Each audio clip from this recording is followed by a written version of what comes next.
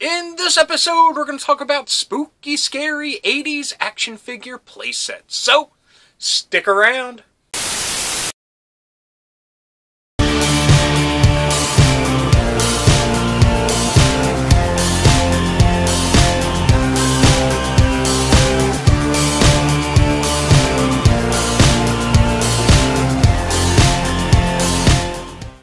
Hello dorks and dorkettes, and welcome to Nostalgia Syndrome. My name is Rob, and in this episode we're going to talk about scary, spooky 80s action figure playsets. When the only thing really spooky about them were their price tags. Anyway, playsets were awesome. I mean, when you were a kid and you collected a certain action figure, it was awesome to get a vehicle. But it was super duper radical awesome to ever get a playset. I mean, pretty much every action figure line had some playset of some sort. Either a very small little scenery piece, a big headquarters or base piece, or in some cases, a super duper large vehicle slash vehicle headquarter playset thing, like in the case of G.I. Joe. You had an aircraft carrier, a mobile command unit, you had a space shuttle, and then on top of that you had a sea defense platform, a base, a terror dome. Man, you had a lot. But anyway, we're not talking about G.I. Joe because none of theirs were super spooky or scary, or kooky, or cheap. So, without further ado, and to stop me from rambling anymore, let's get to number one on the list. Number one is the Slime Pit from Masters of the Universe. Or, I guess more officially, the Horde's Slime Pit. Hordak's evil horde used this large dinosaur-skulled apparatus to drip green goo on Eternia's heroes, and in some cases even the bad people like Beastman. But once they would get this goo on them, they'd become brainwashed, lumbering, zombie slime monster things. Brrr. What was super spooky about it was, of course, the giant skull, but also this skeletal hand that would come out and grab the character, the action figure, and hold it in place while the goo dripped down all over it. A neat thing with how they molded this little scenery playset, if you'll call it, the dinosaur had a hand on the side like it was a real undead, living, breathing dinosaur monster vomiting on people. That's pretty spooky. That's pretty nasty when you think about it. Now, this made a super duper brief appearance in the She-Ra cartoon, but it had a whole issue of the Star Comics devoted to it, and one of the read-along tape record things had a whole story about it as well. That's really cool. Those tape record things, awesome. Had so many good memories with them. And I say tape record thing because you could either get a tape or a record. It just depended on what era you were getting them in. Number two on the list is the Monster Castle, released by Eco in 1983.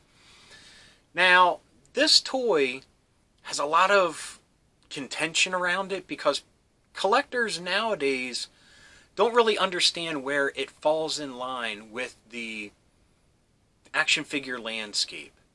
Now, I'm going to come out and say it. It was a generic toy. Back then, there were so many little generic things that tried to ride the coattails of more popular toy lines. So this was made to the scale of Masters of the Universe, which then in turn, there were a lot of toys released in the Masters of the Universe scale. Remco being famous for it and awesome for it, but a lot of people, I don't think, get that nowadays. They want to know what toy line it goes with, and unfortunately it doesn't really go with any. It was just made to be generic.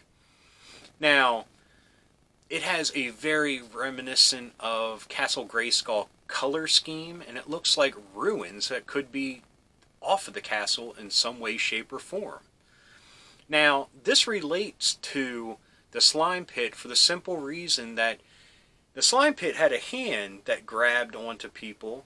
Now, this has a severed hand that hangs there. But one thing that the slime pit didn't have that the monster castle has, it was battery operated. The hand lit up, and the dilapidated skull on the ruins had one red eye that would glow. That's pretty awesome. But other than the scuttlebutt surrounding its origins, this thing goes for big money online. I assume it is rare. I mean, I honestly never saw this as a child. This could have been one of those things that just popped up in Toys R Us and boom, it was gone, and it had limited numbers. But this would have been very awesome to play with my Masters of the Universe toys when I was a kid.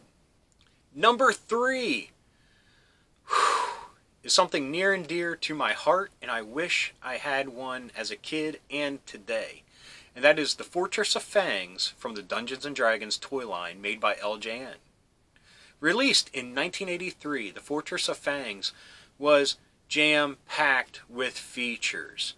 From its awesome winged demon throne to its belly full of lava to protect the treasure chest in the middle of it.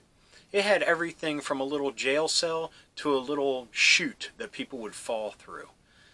This thing was awesome, and as the ad would say, a face only a kid could love. You're telling me. I mean, I'm an adult and I still love it.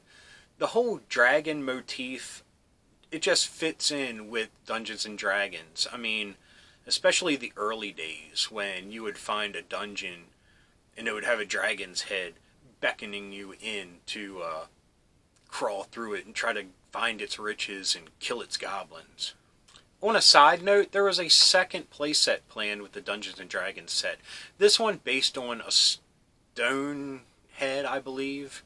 And unfortunately, it was never made because the toy line kind of imploded, which is so sad. Still sad about it to this day.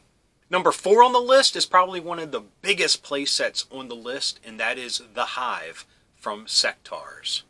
Released in 1984, this is yet another playset that was jam-packed with features. One of the most notable is a puppet spider at its base. So you could stick your hand in and then the spider would attack any of the Sectaurs that would come to try to get into the castle. It had a swinging mace thing that would knock people off, a fall away back. You know what? Let the commercial do the talking. A civilization dies, but its secrets are preserved in a mysterious place called the Hive. Now, good and evil Sectaurs battle for those secrets. You control the monster Nar, the giant destructor ball, the booby-trapped bridge, the secret laboratory, all the defenses left by the ancients in the mysterious Hive. Sectaurs by Coleco. Man, Coleco was on fire at one time. What happened? I mean, they were built upon a kingdom of Cabbage Patch Kids. How did they fall apart? I mean, they had Rambo. They had Sectaurs. Oh, so sad. This list is just full of sadness. Not scary, not spooky, just sad. Anyway, number 6 on the list is The Fright Zone by Masters of the Universe. You didn't hear that wrong, folks. I did say number 6. And I should have went to number 5, but I forgot it. So here I am, while I'm editing in the other room, jumping over here just to do number 5 on the list. And that is The Tomb of Doom. And no, that's not a WCW wrestling stable or pay-per-view. That was a playset in the Supernaturals toy line. Released by Tonka in 1987, The Tomb of Doom was a pretty neat little thing. It actually featured a magic trick, if you will. with an aesthetic that seemed more akin to the D&D line. This playset featured a coffin in between two pillars. I'm sure the picture's around here somewhere and you can see it. But you would put a character into the coffin, close it, set it onto its pedestal. It came with a cool skull type of key that you would put through the playset into the coffin, if that makes sense. And when you twisted it, a trap door would spin over and your character or toy would fall through a trap door. So then when you open the coffin, your supernatural figure has traveled to the ghost world. Anyway, I love holograms. Supernaturals are always close to my heart for that, and unfortunately I never got any of them. I was 11 at the time they came out, so that was the time my parents started putting the kibosh on buying me toys, and maybe I could have bought my own, but there are 100 other things I was buying at the time. But anyway, I was a big fan of Supernaturals, even though I never really got any of them. And I think at the time, I may have thought they were a little lame because their only action feature is that they're featureless but a hologram. But me now, 44, looking at them, they're pretty awesome. And I wish I would have taken advantage of them at the time. So, I think that just about covers it for the Tomb of Doom. But here's a weird thing that I didn't realize, or I should say I probably forgot, that the Supernaturals actually take place in modern time. I thought, for some reason, they took place in medieval time or whatever, but I guess they're ghosts, so that makes sense. I don't know. I don't think I remembered that, but when looking up the Tomb of Doom for pictures and all, as weird as it is, I had the pictures, I had everything. I just forgot to actually do the entry. That they have like Broncos and motorcycles, and I mean Broncos like the trucks, and motorcycles and junk that they would ride around on. I never remembered that. But anyway, that's about it for the Tomb of Doom. So now, on to the Fright Zone. So, see you there. Now, like the Hive, the Fright Zone featured a puppet. This time, a snake, which would have went with Snake Mountain, but this has a snake. This playset, not as big as any of the other ones, just had so much personality. From the dead and decaying trees, to the swamp-like base of it, to the stairs, to the ruins. Actually, it's very reminiscent of the Monster Castle if you would put them side by side. Maybe I will.